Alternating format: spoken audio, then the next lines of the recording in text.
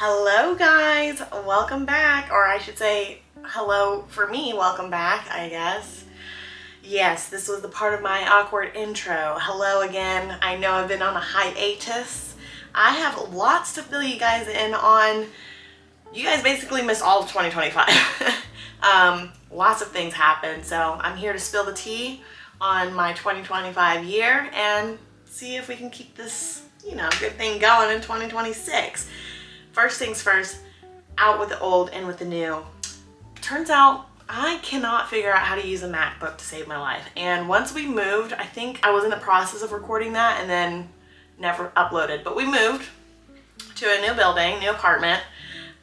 We'll get to that part later. And when we moved, I started travel nursing again. I was no longer working from home and I no longer need my desktop to work, so I sold it. And come to find out, I can't edit my vlogs on a MacBook. I truly am just turning into an old boomer and can't figure it out to save my life. So got rid of that thing, and now we're trying to work with a regular old HP computer. But yeah, I just wanted to chat for this vlog, see if I can just edit it and get it up and going, fill you guys in on my year. So this is gonna be a simple vlog. It's just a little sit down talk. I do have little notes here that I wanted to go over to kind of help keep you guys in the loop. I don't know if anybody else is on TikTok. Sure, most of my people who are watching this are on TikTok, but 2025 apparently was the year of the snake, which was like all like shedding old skin, getting rid of like toxic parts in your life, closing chapters, and this year is the year of the horse, and we're supposed to be igniting into a new era essentially, and I'm here for it because 2025 for me was extremely difficult. I thought 2024 was hard. 2025 was even harder, and I've got reasons. But we'll start with the positive. I turned 30 this year, or last year now, because it's January 2nd, 2026. I turned 30 last year. It was probably the highlight of my year. We rented out this really nice Airbnb. We got black tie invitations for everybody to come to my birthday party, and I had like a murder mystery post-Oscars party. We had like a private chef come in and cook for us. We had cute little menus. We had cute glasses. Everybody was so beautiful. We all had a character to play. It was truly just the best night ever. I had so much fun. My friends from North Carolina all came in and they mingled with my Chicago friends, which you guys know is always a scary thing when you mingle friends, but it went really well. Everybody had a good time. I almost didn't even do it because I don't know what it is about me, but I'm always like, nobody really wants to be there for me. I don't know where that trauma is coming from, but I was like, nobody's gonna want to show up, so I almost didn't do it. But Colby, MVP there, he helped push me to organize this whole party. He helped me coordinate and get everything together. So MVP to my baby for helping get that done. It was a great night. And then afterwards we went out to a club with our friends and danced the night away. It was so much fun. I hope I can find some clips and somehow figure out how to insert those into here.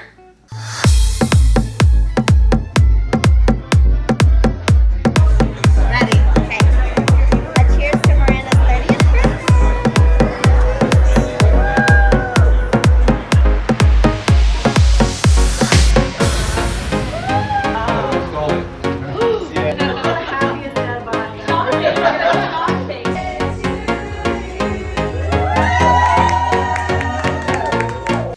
As you guys could see, that was an amazing time. I definitely put that down as my highlight of 2025, which is unfortunate because that happened in March.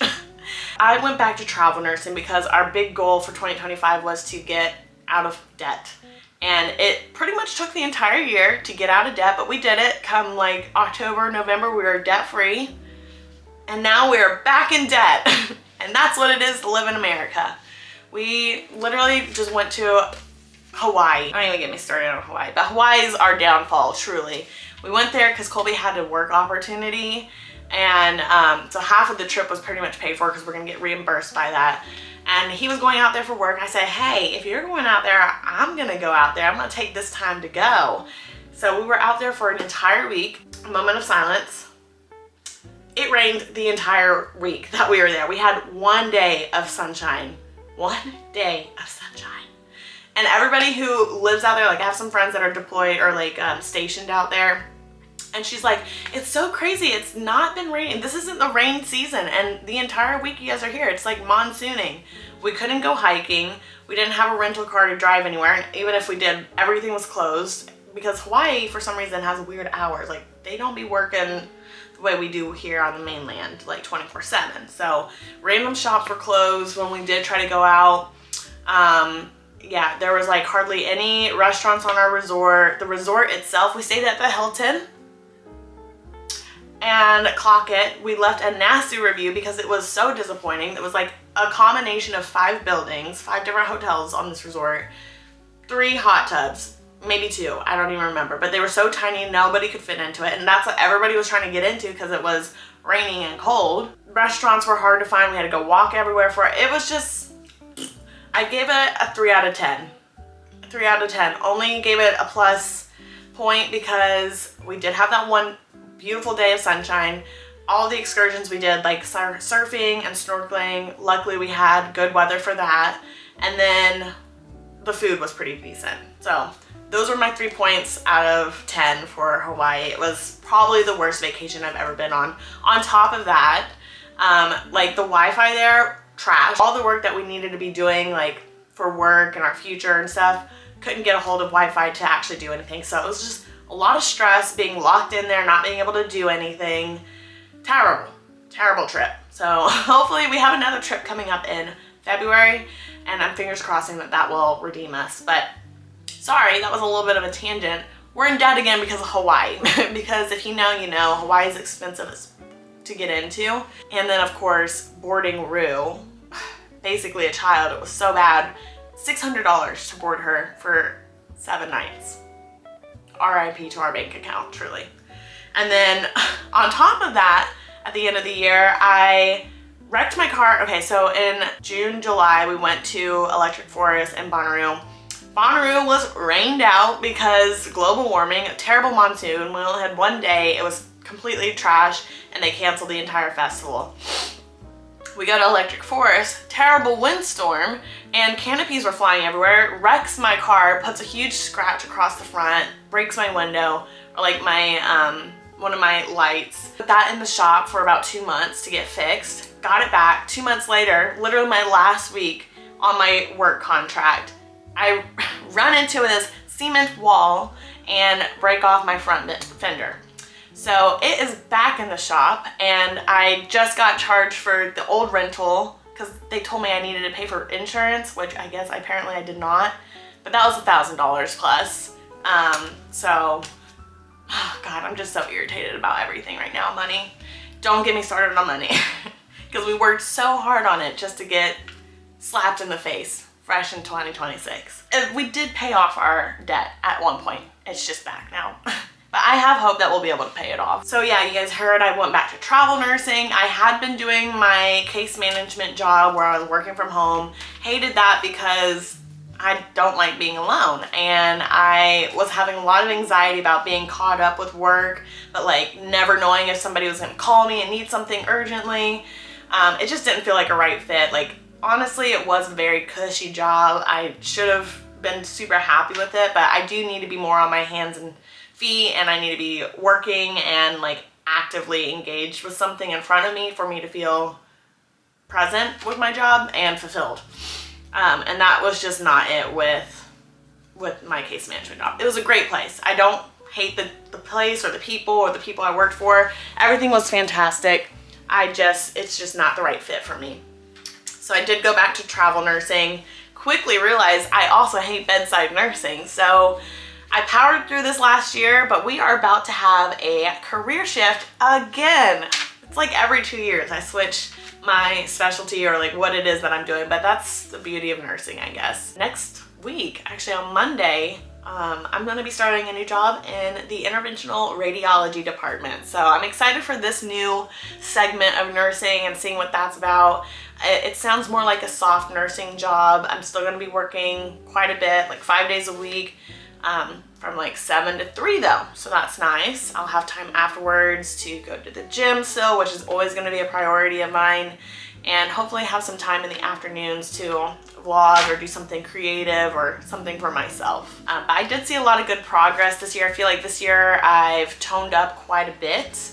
I don't think I've grown per se, like physically, but I feel like my body recomposition is definitely like getting more snatched, if that makes sense.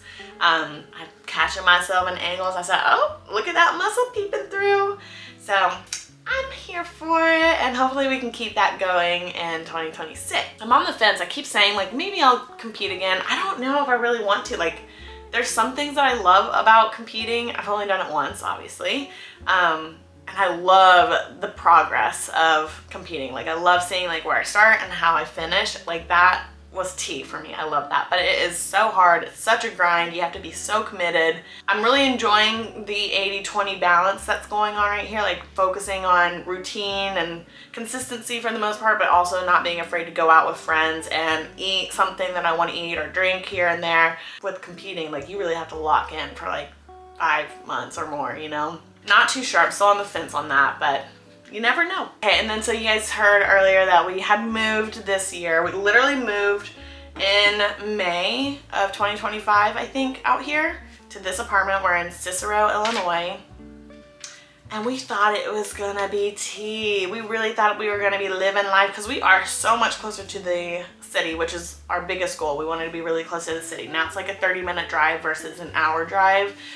Which has been really lovely. However, our landlord is a piece of I don't mean to speak ill on people, but he was trying us. Literally, we moved in May.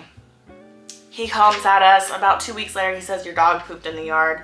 Make sure you stay on top of it. We said, sure that happened because we moved in. The doors were open. She was going in and out. We weren't keeping a close eye on her. Probably our bad. Sorry about that.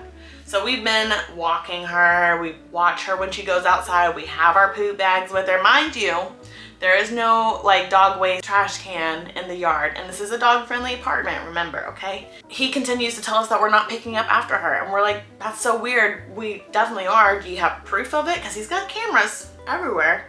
And we said, do you have proof that it's ours? Because we know that he also has 2 dogs. Clock it. And he's telling us that it's us. And we're like, where's the proof? He said, oh, well, actually, we don't keep the video evidence. We just kind of toss it after a day or so. And so we're like, okay, you're coming at us saying that it's us, but you don't have evidence, even though you should have evidence that it's us. And and then he's like threatening. He's like, you guys aren't going to be able to use the yard again if this happens. So he tells us once when we're moving in. He tells us twice. He said, you did it again. You're no longer allowed to use this yard. Mind you, it's June probably, or July at this point. He said, you're no longer allowed to use this yard. So we've had 2 months moved in. We were told we were allowed to use this yard. There's no stipulations in our lease saying that he's allowed to take away the yard access for us, and there's no warning system going on. So he's like telling us we're not allowed to use it. We're like, we are allowed to use it because there's nothing saying that you're allowed to take that away from us. He starts telling us, my attorney is going to try to find a way to evict you guys if you guys keep using the backyard. So we end up getting an attorney, and we've been since probably September, we've been with an attorney talking back and forth. We've finally gotten to a point where we're like, forget all of this, we're not doing this. So we are moving out this month in January. Colby has gone in the backyard just to double check everything, and he's found dog droppings, obviously not from our dog, because we're walking her most of the time. So he's just going out there just to be petty. And he's like, hey, Mr. Landlord, your dog has pooped in the backyard and nobody's picked it up. And he sent multiple messages, and he's criminalized himself by saying, sorry about that, we'll pick that up. Interesting, sir. Long story short, because of dog poop, we're moving out of our apartment, which I'm okay with too, because this apartment is not it. It doesn't have AC, it doesn't have central heating. It doesn't have a dishwasher. It doesn't have a microwave. Like, I'm a bougie girl at heart. And though this had potential, it wasn't giving what it needs to been gave. So we are moving, and I'm nervous for this one because we're moving to a really nice apartment. This is definitely going to be the most expensive apartment we've ever lived in. And I'm just nervous because we are in a fragile state with our finances. Not that we wouldn't be able to pay for it. It's just we've got goals obviously to pay off our debt. So it's just like all of this happening right now is just a lot, and I am hoping and praying that it's not going to overwhelm us and we are going to be able to get on our feet financially. I'm really, really hoping, because this really looks like an amazing apartment that we are going to be moving to, and someplace I could see us like staying for a long time. If Colby can get a job, because this is the final year of his contract here at his lab, and we really want to stay out here in Chicago, either stay here in Chicago or move back to North Carolina. We're just fingers crossing that he can find a job out here so we can just kind of sit tight and finally settle down somewhere, because that's on my 2026 goal, is to settle down, expand our family either by 2 or 4 feet. Who's to say which one? I don't know. So my goals for 2026, I want to be more social. I think I want to be hanging out with my friends more. I want to make more of an effort to connect, meaning like hosting little events. It doesn't have to be anything crazy, but like a little craft night, or maybe like a little jewelry making night, something cutesy where the girls can just be girls, come over and hang out, be cozy. I want to be calling my long distance friends and my family a little bit more. I just want to be more connected with everybody, because you know, times are limited, especially the older we're getting. You never know what's going to happen the next day. So I really want to make an effort to hold on to the connections that I have that are still there. Like my college friends, Leticia, Mackenzie, Quentin. I am so amazed that I'm still friends with them. And I want to keep making an effort to stay friends with them. Like I want to keep making an effort to see the people in my life that are here, that are so close. There's really no reason I shouldn't be, you know? I want to stay consistent with my fitness, financial, and creative goals. So vlogging, obviously I took last year off. So hopefully I can figure this out and we can make it more of a routine again, and keep posting.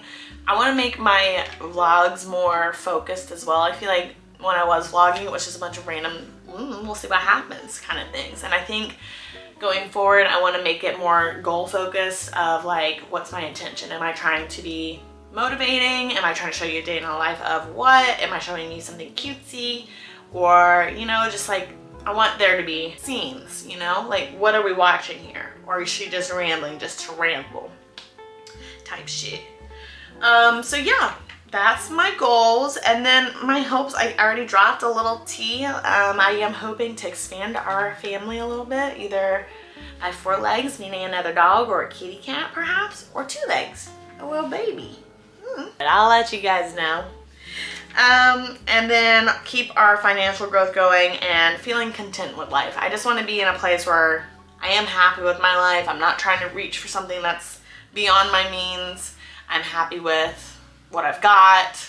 Just practice being present and focus on what's in front of me, and be appreciative of everything in front of me. So here's to 2026. That was my 2025 recap, and we'll see what the year has in store. And I hope you guys stick along and watch what we got going. Hopefully it's a good one. Bye.